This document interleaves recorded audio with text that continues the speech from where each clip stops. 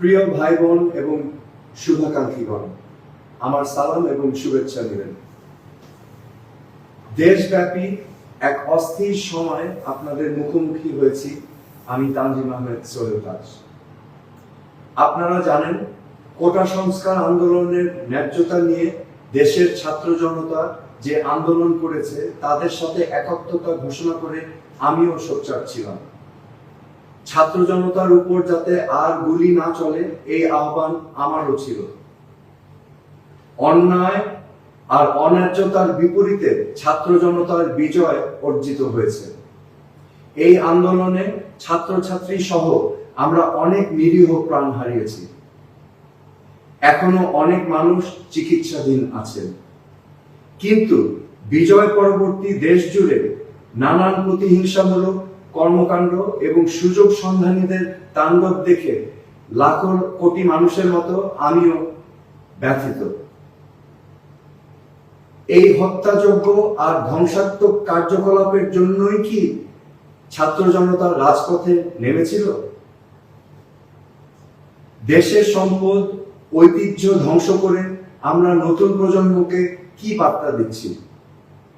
একজন সাধারণ নাগরিক হিসেবে আমি তীব্র প্রতিবাদ জানাই যারা ধানমন্ডির ৩২ নম্বরে বঙ্গবন্ধুর বাসভবনে অগ্নিসংযোগ করেছে।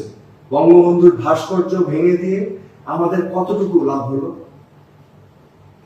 আইন শৃঙ্খলা রক্ষা বাহিনী অন্যায় করেছে, তার নিরপেক্ষ তদন্ত হোক, এটা আমরা সবাই চাই। কিন্তু সবাইকে কেন আমরা প্রতিহিংসার মুখোমুখি দাঁড় করাচ্ছি? আইন শৃঙ্খলা রক্ষাকারী বাহিনী ছাড়া কোন সভ্য সমাজ পরিচালনা করা সম্ভব না, এটা আমাদের মনে রাখতে হবে। আসছে অন্তর্বর্তীকালীন সরকারের কাছে আমার আকুল আবেদন, দেশের বর্তমান ধ্বংসাত্মক পরিস্থিতি থেকে সাধারণ মানুষের জানমাল রক্ষা করতে হবে। গেল কদিন দেশের নানা প্রান্তে ভিন্ন ধর্মের মানুষদের মন্দির গির্জায় আক্রমণ হয়েছে। অনেকের বাড়িঘর জ্বালিয়ে দেওয়া হয়েছে। অনেক মানুষ নিহত আর আহত হয়েছে। এর মধ্যে আওয়ামী লীগ সহ অনেক রাজনৈতিক প্রতিপক্ষ রয়েছে, তাদেরও ঘরবাড়ি জ্বালিয়ে দেওয়া হয়েছে। সেই সাথে অনেক নিরীহ কর্মী প্রতিহিংসার শিকার হয়েছে। চারদিকে এক থমথম অবস্থার মধ্যে কি করে আমরা বসবাস করব? সরকার প্রশাসন সহ আওয়ামী লীগের যেসব নেতাকর্মী দুর্নীতি, হত্যা, গুমের সাথে জড়িত, তাদের আইনের আওতায় আনতে হবে। কিন্তু তার পাশাপাশি একজন নিরীহ কর্মীরও এই দেশে বাঁচার অধিকার আছে, এটা আমাদের মনে রাখতে হবে। যে সংস্কারের জন্য আন্দোলন হয়েছিল তার দিকে নজর দিতে হবে। আমাদের মত ভিন্নতা থাকবে, ভিন্ন মতকে কথা বলার সুযোগ দিতে হবে।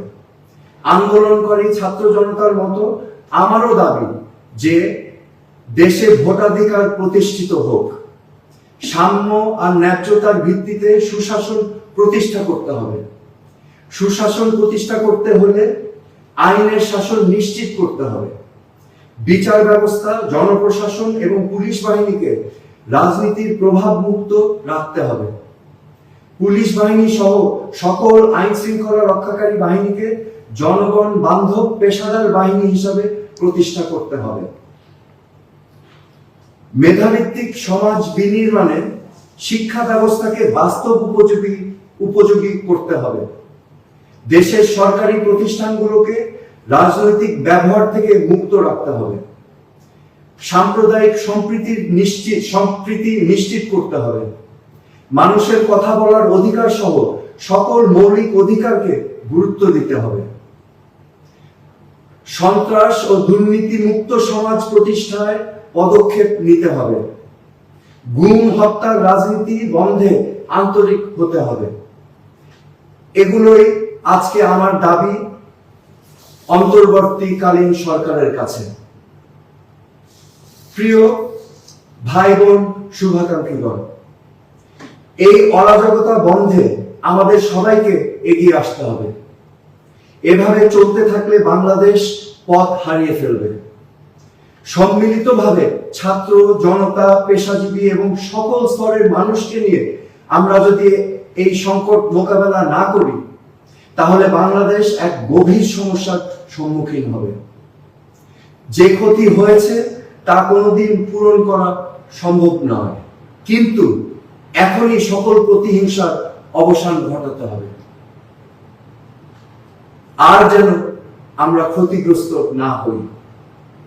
কোটা সংস্কার আন্দোলনে একটি বার্তা স্পষ্ট যে বাংলাদেশের কোন শাসকই ইচ্ছা খুশি মতো দেশ চালাতে পারবে না। দেশে সুশাসন প্রতিষ্ঠিত না হলে আবারও দেশের তারুণ্য গর্জে উঠবে।